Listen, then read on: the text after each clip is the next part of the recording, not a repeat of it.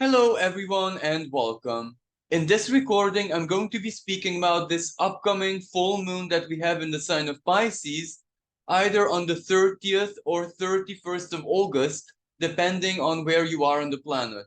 Now, this full moon is quite interesting and special for a number of different reasons. One of them is that it's the most powerful super full moon of this year, meaning that the moon is that much closer to the earth. So basically, the pull on the tectonic plates, the tides pull on our emotions, our hormonal balance, growth, the lunar activities, including lunacy with a touch of humor, of course. Let's not take us all that seriously, even though that in a very absurd way can also be part of it because it is taking place in the sign of Pisces, the sign of the psyche, and Pisces has a very, very strong duality to it. So, emotions and moods and even our interpretation of reality can, swing. It can go, either way. So we are going to really, really be feeling this, even physically speaking, even, in a quite practical way, because, tides, water, and also the full moon and water sign, we can expect some water phenomenon to play out in the world, either as like floods or, anything that has to do with the sea, with the ocean. And the other thing that makes it quite special, and this is not really an astrological element, it is what is called in folklore a blue moon, meaning that it's the second full moon in a month, and that in itself is quite rare. So its manifestation, its effects, and whatever we are going to be experiencing and feeling can be just as rare. But again, Pisces, it can truly go either way, because we must not forget that, the psyche, the inner world, the mysterious realm of the unconscious, it's not really susceptible to logic. It is not really susceptible to too much control. It has its own inner forces at play, its own flow, its own, tides, so to speak. So, we have to truly go with the flow. But of course, in certain situations, so to speak, we do need to at least have a good attempt at making the flow our own as well. Because, whenever we have such a very, very strong lunation in Pisces, that can really, I don't want to say upset, but it can truly stir up our emotions, our inner states. And especially those of us who have certain vulnerabilities, well, it can be a really, really tough energy. But at the same time, again, I have to highlight Pisces. It is also what we make of it. So we can turn that around, or we can do everything in our power to, I don't want to say control it, but to temper it. Because ultimately, water has to take the shape and form of the recipient. So there is that side to that as well. But let me share my screen and let us get into the details. So this is how the chart looks like. We have this moon and the sun opposing each other always at the full moon at 7 degrees and 25 minutes of the sign of Pisces, and the sun in Virgo, the same degrees, making it a full moon. Now, this full moon doesn't hold any classic major aspects with other power players, but I don't think that matters all that much because, the moon is extra powerful in the sign of Pisces. So that in itself is more than enough. Also, this moon, full moon, is quite close to Saturn. Saturn being in the sign of Pisces. And of course, needless to say, Neptune is also home. So Neptune rules the sign of Pisces. But this is not a new energy. We are used to this for many years now.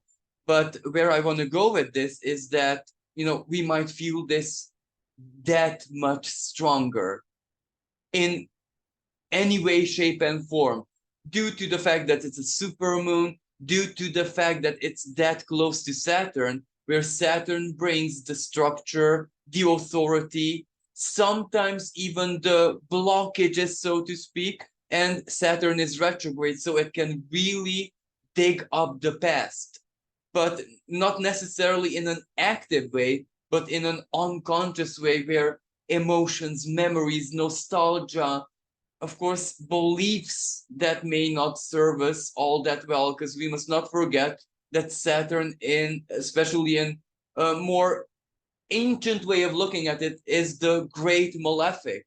So it does bring up things that are usually not in our best interest, especially anything that has to do with perception of the world, beliefs, or our own point of view about our own situation and something that we have lived. So it may bring those things up from the past, making us look at them, feel them, experience them in a nostalgic way once again. And why?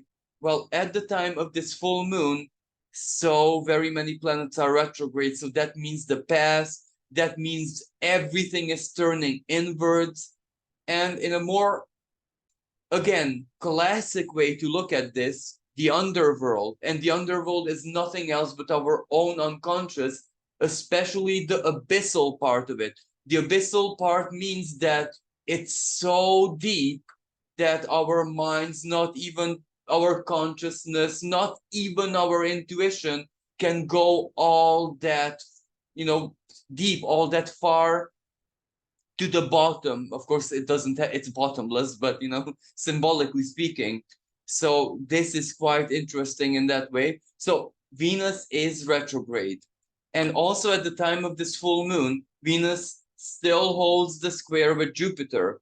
Now, Venus is slowly but surely starting to stand still, meaning that she will, on the 3rd and or 4th of September, prepare her direct movement.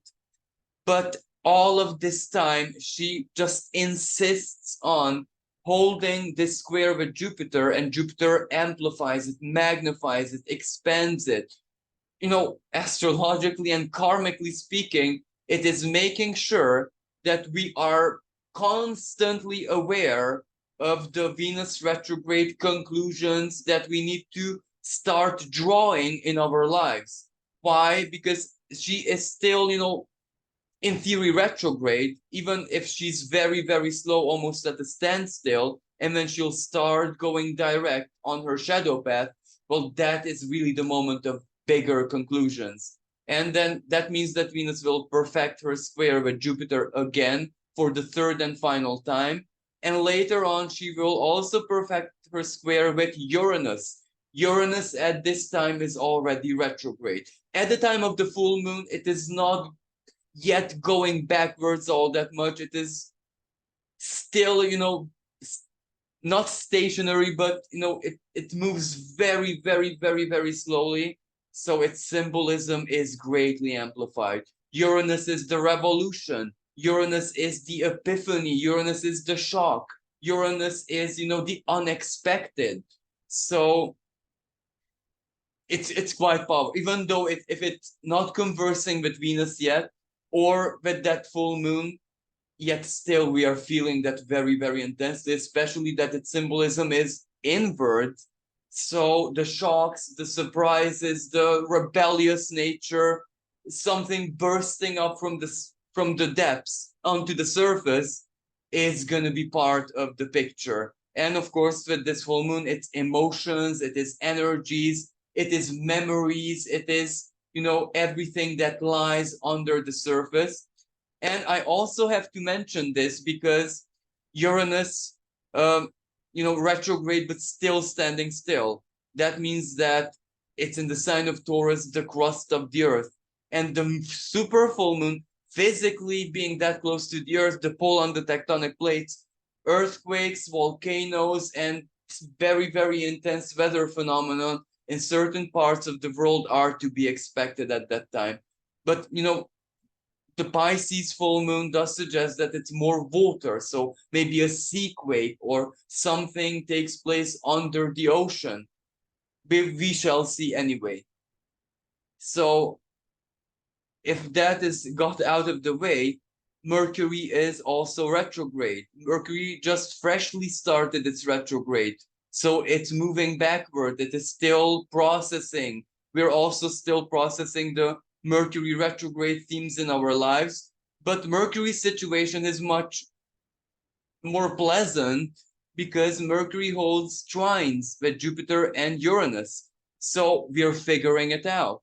Our higher intelligence and also our lower intelligence, Mercury and Uranus are serving us quite well. And whatever disruption may come, the typical Mercury retrograde, but also Uranus, it is actually benevolent. It is actually serving us quite well. Any surprises, any unexpected, any change of schedule that might come into play, it is for our greater good. It is giving us time or opportunity to process something.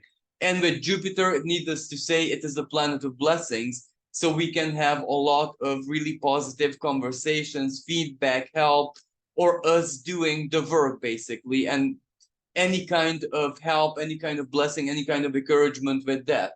Now, another element that I find, Saturn is retrograde, of course, Pluto is retrograde, Chiron is retrograde. Jupiter is not retrograde, but it's very, very slow.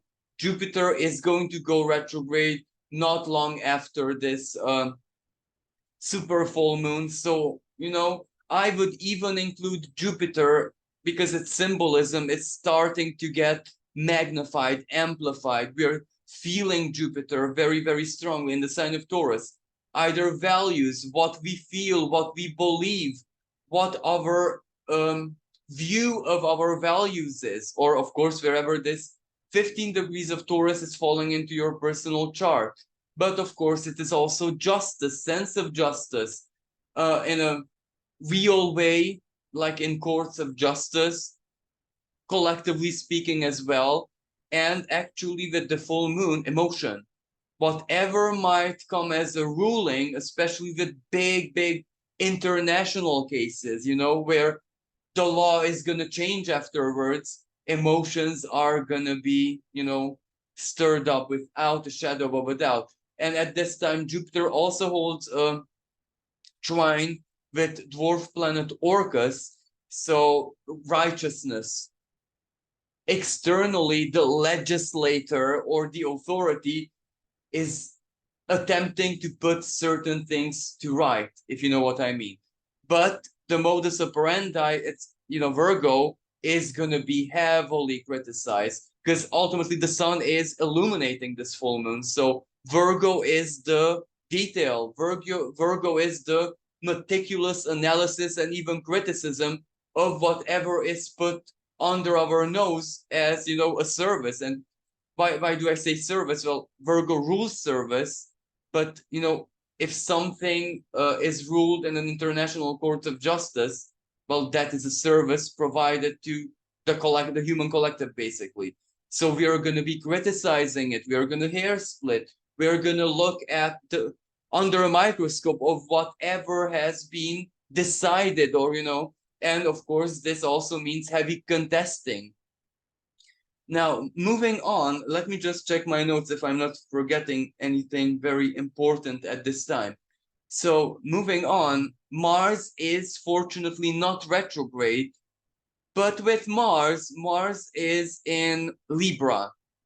So, it is the part of the sky where it's imprisoned. It is the opposite sign of the sign which it rules, Aries. So it's not able to bring forward its very highest Martian qualities, the singularity, the self-serving, the determination. Why? Because Libra is other people. It's you, your situation, but it also needs to meet others.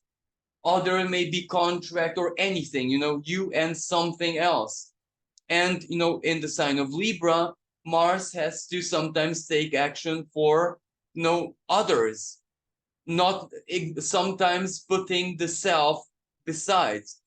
even though that is absolutely wonderful, Mars doesn't operate all that comfortably embodying this specific energy. And also, Mars in the sign of Libra is squaring another. I will show you the dwarf planets in just a moment. Dwarf planet Ixion. Now, Ixion has to do with I want to just give me a second to come up with the right word. I want to say rebelliousness, but that's Uranus, that's Aries. Defiance of the law, defiance of the order, defiance of everything, even the common good. So Ixion is quite a troublemaker. Just see Ixion's mythology. Of course, Ixion was the father of all centaurs, but the way he got there is he kind of provoked Jupiter slash Zeus in very, very significant ways. So Mars with Ixion, the way I interpret this energy, that, you have to find the common ground to not go against the law, but neither for the law to suppress your own needs and everything that you need to solve in your life. So, to find the right balance, which is very, very, very hard, especially when we have to do with the law, because Ixion is in the sign of Capricorn. But I'll show you in just a moment. And another thing that is quite interesting is that at the time of this full moon, the North Node is conjunct dwarf planet Aries, goddess of discord, rebellion. She is fighting for sovereignty. She is, the golden apple, the element of surprise, the element of unpredictable, and her spirit, her rebellious, justice-seeking spirit cannot be tempered. So very many power players in the sky speak about justice. Aries conjunct the North Node. Well, it is our duty towards the self, when everything else fails us, to seek justice our own way. Sometimes protest for it, fight for it. And when I say fight, of course, I do not mean physical violence and stuff like that. But I do imagine that will be playing out on the world stage. For example, in some parts of the world where legislation is a bit absurd, again, Ixion, it is absurd. Now, I want to give an example, but I'm not sure if it's my place to actually get into politics. But there is a certain country in Europe where there was a law that cattle, cows, stuff like that are producing too much biogas, and that is affecting climate change. Now, I don't even, I have to know because I finished law school. So, yeah. But, maybe legally it can make sense in a certain way, but, in a Virgo way, down to earth way, how infinitely stupid and ridiculous that is. And it's not my opinion that it's stupid. So I'm not expressing my opinion. It is the people who are protesting against it in a very stark manner. And this part is my opinion. Well, of course they're right, because their country, the country belongs to the people, so it's their will ultimately. If people decide that they want a certain thing a certain way, even if science says no, even if religion says no, even if anything says no, the collective of the people ultimately have to decide, because it is their land, their country. They make up the country. You know what I mean? Just like when we are a living organism, let's say we are a country and our cells are the people. Now, we might want something, but if our physical body does not permit, you know what I mean? It's still the cells who pretty much have to have the last word here. And if we want to still make our body do what we want, we have to find the right balance, the right compromise, satisfy the cells so that they don't rebel against us. The same goes with this energy. But of course, please pardon me, I spoke so much about anything else but not the full moon. So let us look at the full moon. This is where I want to put up the asteroids. Now, the first thing I want to mention is the Sabian symbol of this full moon. So 7-8 degrees of Pisces. And I find this so interesting because it says a girl blowing a bugle. So that means that something is being announced. That means that someone is speaking their truth. That someone is like a whistleblower. And let's take into consideration as a super full moon. So the revelatory qualities associated with any full moon are that much heightened. And Pisces is the sign of secrets, that which is kept a secret, that which is kept in unknowing. Sometimes, of course, not purposefully, because when it is kept purposefully, that's more like Scorpio, because it hides it skeletons in the closet, basically. With Pisces, it's not necessarily purposeful, but still secret, unknowing, and something that is not shed light on is still that, basically. And of course, in classic astrology, Pisces is what governs the hidden enemies. Now, let's not get into hysterics here, because in this day and age, probably it doesn't refer to like proper enemies who want to sabotage you, but how many enemies we have that are truly invisible, enemies which are energies, enemies which are our own thoughts, enemies which are the thoughts of other people, certain very toxic feelings like envy, jealousy, even if the emitting people of that don't want that, it still is like a program, like a mechanism, it runs. So it will reveal, according, of course, to my interpretation, a lot of sabotaging factors in our lives. So what, or in some cases, of course, who is sabotaging us? And Saturn, well, Saturn's presence in the sign of Pisces means our own, especially that it's retrograde, our own inner authority. What do we do with that knowledge? What do we do with that information? So I do believe that this is going to be very, very relevant. And needless to say, collectively speaking, on the world stage, revelation, and this revelation aspect has been playing out for so many years. So this is just another chapter. Just that with Pisces, it's really a bit different, because as I said, it can go either way, because some revelations, blowing the bugle, are purposefully misleading, because Pisces also rules illusion, lies, deception. And when someone wants us to believe a certain thing a certain way, which is not necessarily true. But Pisces also embodies the element that actually, what is reality? Reality is truly what we make of it. And this is truly the greatest quality of Pisces, because this has been proven even in quantum physics. Whatever you perceive and whatever you want to believe, that will become real for you. And that's almost like a rule. And Saturn at this time is conjunct a fixed star named Fomalhaut, the star of Archangel Gabriel, the star of alchemy and ancient secrets and wisdom. But where I want to go with this is that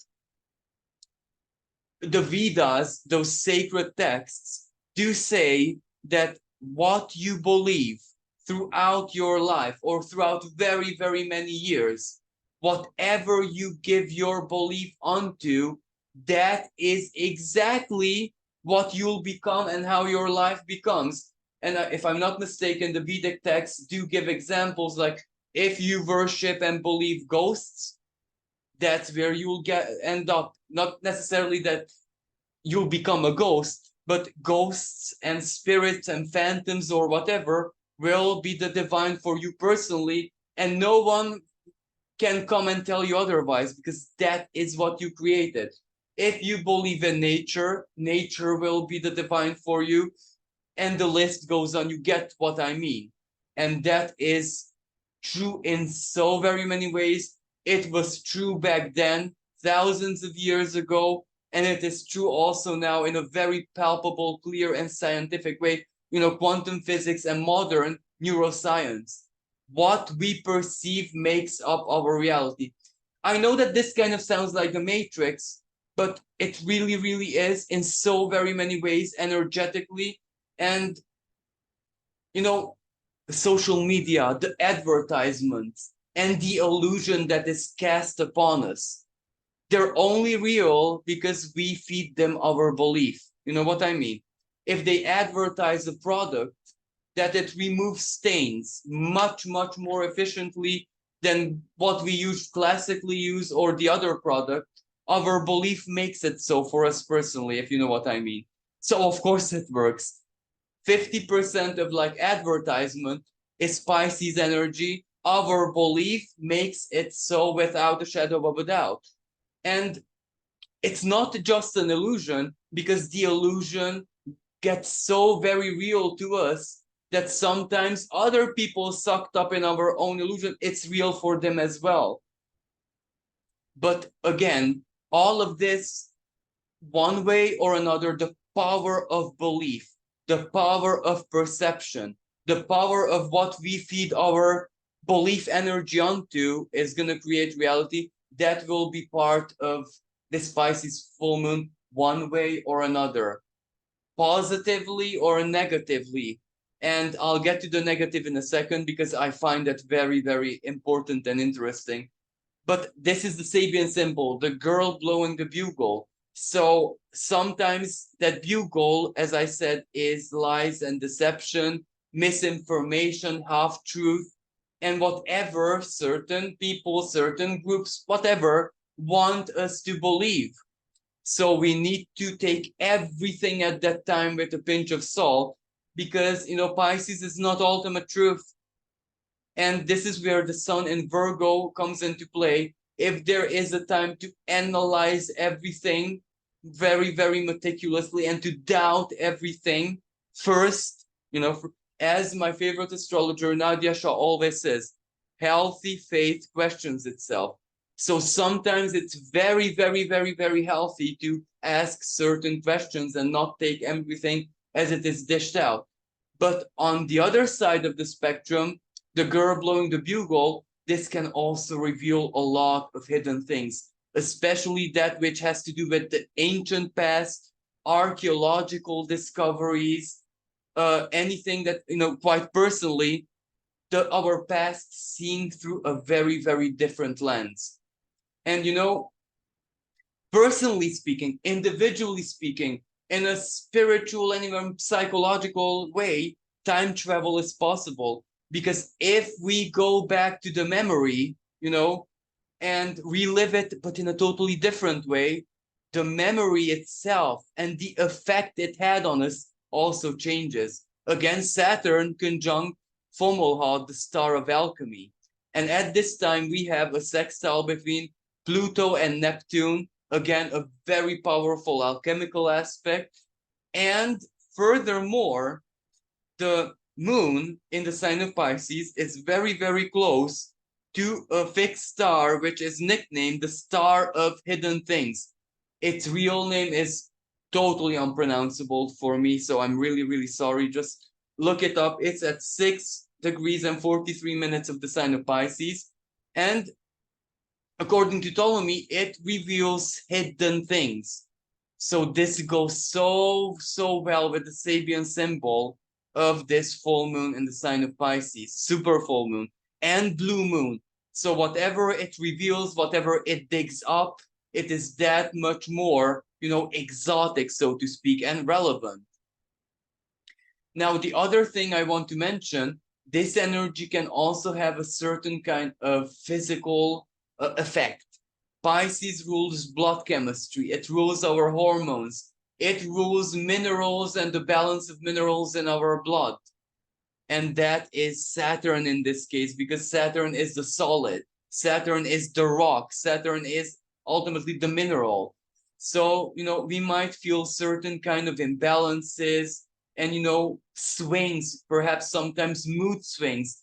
We might be feeling at times a little bit, bipolar, but many times it's just our blood, our hormones, and the chemicals in our blood reacting to this super strong pull of the moon at this present moment. Another thing which I want to speak about is that this full moon, the moon holds an in conjunction with two small power players, the asteroid Juno, asteroid of partnerships, the wife of Jupiter, and Varuna. Varuna is, I do believe, a Vedic deity responsible with the cosmic law and order and balance, and it rules waters. Waters, you know what I mean? Again, the water element. And an in conjunction is a pretty hard aspect, but this ultimately says, let us not believe everything. Let us question first. And if we do reach the conclusion that it's real, that it's applicable, absolutely. And why am I saying this? Because Mercury retrograde. Mercury is also the god of thieves, especially when it's retrograde. And we must not forget that it is in its home sign of Virgo, the part of the sky where it is in exaltation. So it's very, very powerful. So this can represent, with the in conjunction especially, scammers, phishing scams, deception, the phone calls, the emails, the thieves, the criminal. When someone wants to take profit of something unlawful. Ixion, here is Ixion, and Mars square Ixion.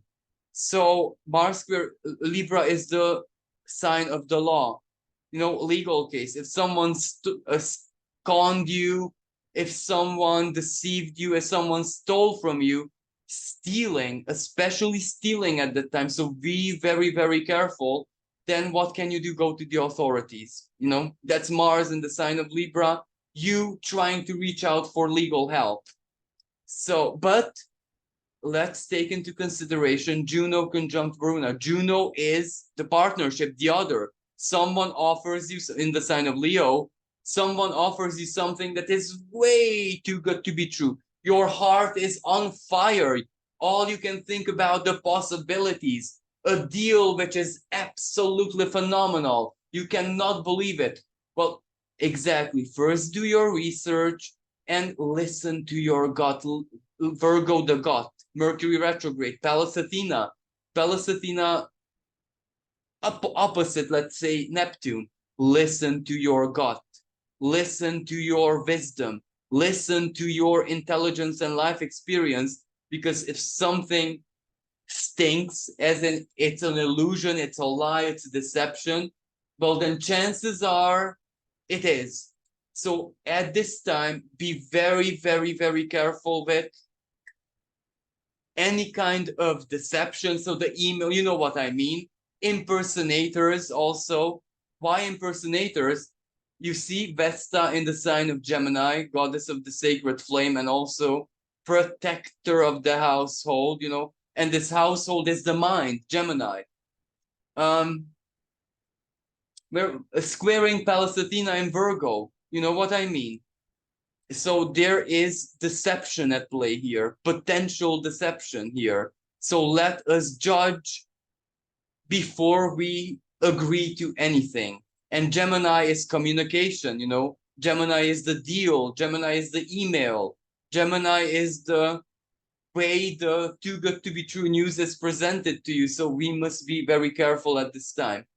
And needless to say, Aries conjunct the North Node. This means that we are on fire. And this Aries holds a sextile with, again, a Vesta. That's fire energy. That's very, very strong emotional fire.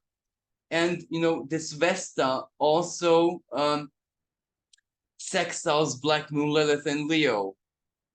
So these sextiles bless thieves. You know what I mean? Because when we have a positive aspect in the sky, it blesses but not everyone, you know.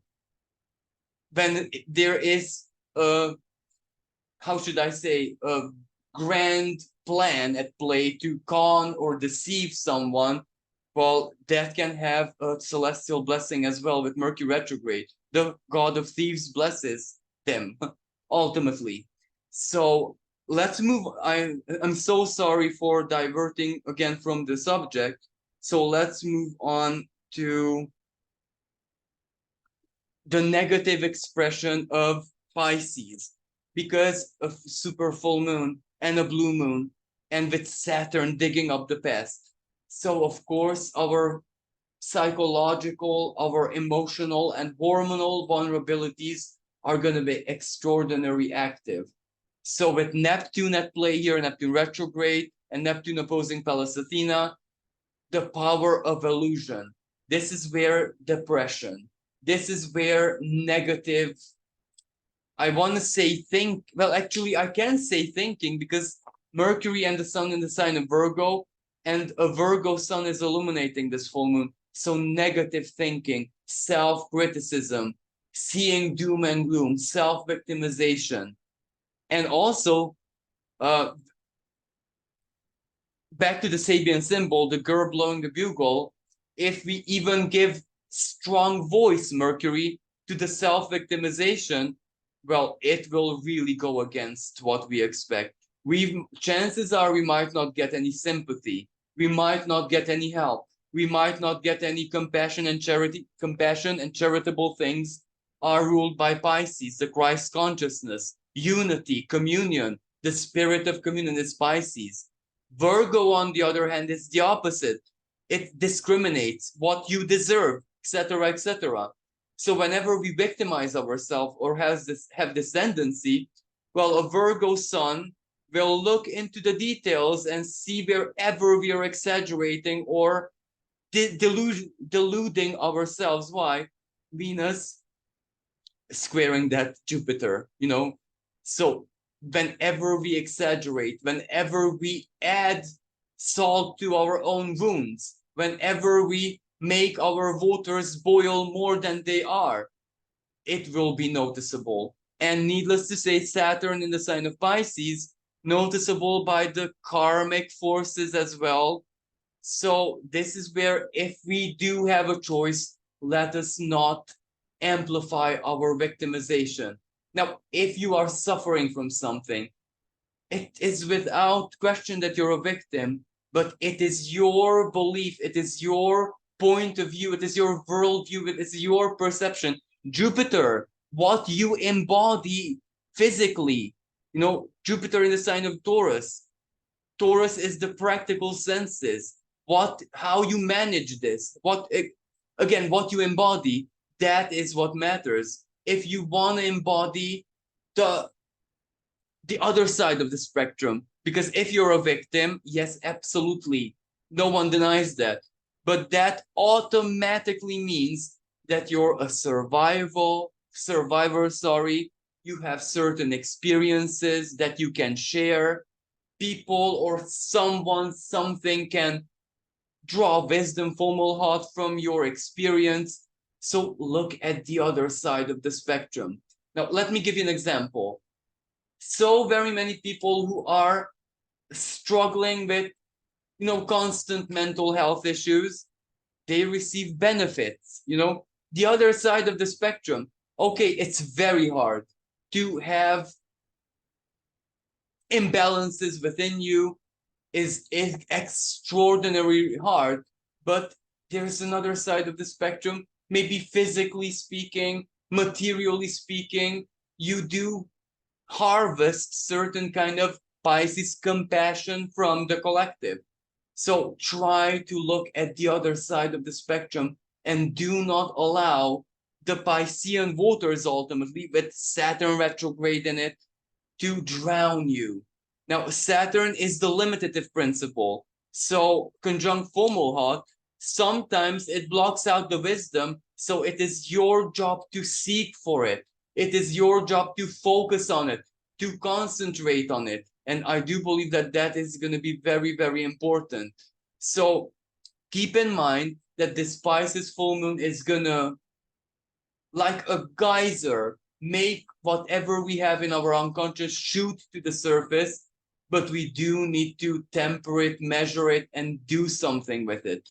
Now, it is absolutely wonderful for artists, for any kind of spiritual activities, altered state of consciousness, just that Venus square Jupiter, if you use substances, do not overdo it, because there is a true danger with a super full moon and blue moon. But just getting inspired is fine. And Saturn, with the star of alchemy, you can give it a shape and form, your artistic impression, poetry, song, music, writing down your thoughts, writing down your reflections. It is an absolutely wonderful full moon for philosophies, for channeling, for asking for divine help in your own unique specific way. Either, Virgo sun, through ritual, through any kind of practices, through your own ingenuity. Uranus, of course, Uranus retrograde. So for spirituality, spiritual practices, spiritual healing, faith healing, sun opposing the moon from Virgo. Virgo is more like the practical side of healing, like nurses, doctors, microbiology, inspecting, analyzing the physical body and the situation of the health, while Pisces is the alternative, the spiritual, the power of faith, basically.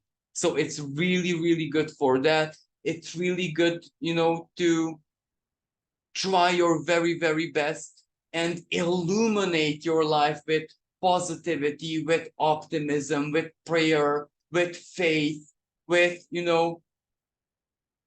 your own type of playfulness. And playfulness is strongly supported by, these Leo planets. Venus, Black Moon Lilith planet, Varuna, Juno. Juno in the sign of Leo can represent a playmate, someone inspirational, someone lighthearted, someone to elevate your mood. That is one way the quincunx can play out. And very many times the people who can elevate you are exactly, how should I say, who you wouldn't expect them. Maybe they're not spiritual people as well. Maybe they're just a good comedian. Maybe they're just a very, very childish person. But what can you do with a childish person? Laugh a lot. Laughter is definitely recommended because it is the medicine of the soul. And, North Node conjunct Aries. Anything, a bright idea or a strong inspiration, that just because Pisces moon is all about the muses, spirit guides, where you receive divine downloads, but not the Sagittarian or the Aquarian type, but rather it's all from within. It just like bubbles up from the abyss of the unconscious. And another thing what is very good for, to bury something exactly into the abyss of the unconscious. Like, for example, you can hold a very, very small ritual where you sit with yourself, and every bad self-defeating thought that or emotion or feeling or sensation that comes over you, you command it to be swallowed by the abyss of the unconscious into the darkness, the blackness of total forgetfulness. Something, sorry for my bad English, but something like this. That is how you say it, or so it's so very good for that. And as I said, this blue moon and the super full moon makes it so powerful, and it will actually work. Whatever thought, energy, feeling, victimization tendency you command, you condemn, Saturn condemn to the abyss of unknowing, it will have a very strong effect. I don't want to say that I guarantee that it works, but if you really put your faith into it, it will. But the other thing, the positive, the excessively positive, is also not very recommended. because, you know, dreams, fantasies, surreal can come to you at this moment to entertain you, to inspire you.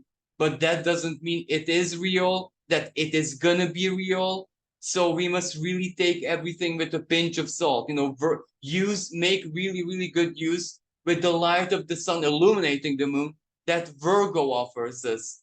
But to take it as inspiration, as inner playfulness, you know, to sail on the waters of fantasy. Like, for example, this full moon can bring out a strong sense of loneliness. Why loneliness? Well, Virgo is, you know, the path of the hermit, and Pisces, needless to say, isolation, seclusion, etc. So loneliness. But maybe instead of a real living, breathing person, the universe can send fantasy your way, where you just have a wonderful daydream or night dream about romance, about the prince on white horse, traveling the stars on a spaceship. You know, Tolkien and J.K. Rowling and the biggest authors who created proper universes, parallel universes, fantasy universes, well, they also did it. They also began their journey the same way. They sailed the waters of either Pisces or something relevant in their charts, and the fantasy, supported by the belief and minds and the love, heart, Leo, of others, well, one way or another became reality, so much so that we have celestial objects, dwarf planets, named after deities in Tolkien's books. Can you imagine? So it literally got to the sky and onto collective consciousness, so which means it's kind of real. And if I'm not mistaken, one of those planetoids is Varda or something like that. So, you know, fantasy literally became real, and it had to be included even in astrology. So this is how we can truly make the very, very best of this full moon, to tap into its alchemical power. Now, thank you so very much for listening. I would like to leave it at this, but before I don't forget, if you are feeling very, very lonely, hopeless, desperate, reach out. Don't forget that there is always help out there. Moon, exactly, almost to the minute, quincunx Juno conjunct Varuna. There is help out there. If you ask for help, chances are you get it, because that is the cosmic law. If you ask for something, if you put your intention, especially purified intention, help is gonna come. So do not forget to reach out, or even if you do not have the courage or the energy to reach out, then use prayer. Call upon whatever is sacred to you. Remember at the beginning of the horoscope, the Vedic text, whatever you believed in, well, it's real to you. It's the realest spiritual expression, and it can help you a lot. So thank you again, and again, stay strong. Anyone who will be suffering from depression, thank you again for all the love and support. If you like to support me and my work, you can donate in the PayPal link in the description below. Until next time, bye for now.